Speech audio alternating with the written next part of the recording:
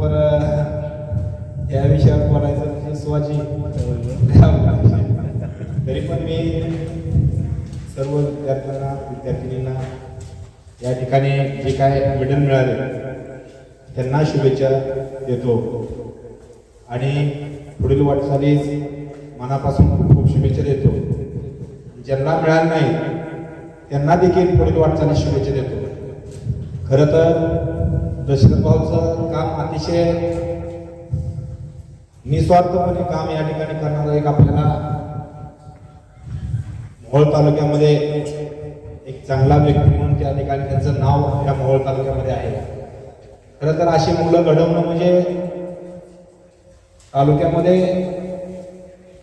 आपल्याला गरज आहे की अशा मुली असतील मुलं असतील की एवढ्या महाराष्ट्राच्या बाहेर देखील घेऊन जाणं त्यांना त्या ठिकाणी एक जबाबदारी असते.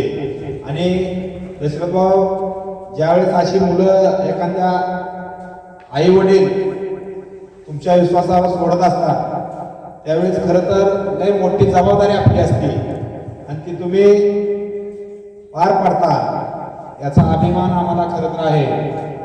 खरं तर दशरथ भाऊ यांनी अनेक दिवस झालं भाजपमध्ये काम केलं आणि आता ते आमचे सहकारी मित्र म्हणून या ठिकाणी शिवसेनेत काम करत आहेत आणि आम्ही लवकरच त्यांना एक मोठी जबाबदारी या ठिकाणी जिल्ह्याची आम्ही देतोय. खरं तर आम्ही दशरथ भाऊचं गेल्या अनेक दिवसापासून काम बघतोय. माझं राजकारण म्हणजे गेल्या 8 वर्षापासून आहे पण दशरथ भाऊचं गेल्या अनेक कमीत कमी 20 वर्षापासून या ठिकाणी ते भाजपचे काम करत होते.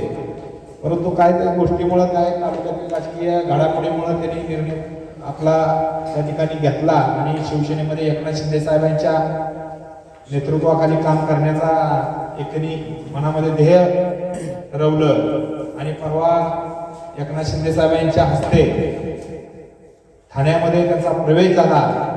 प्रवेश संध्याकाळी 2 वाजता पहाटे 2 वाजता प्रवेश झाला.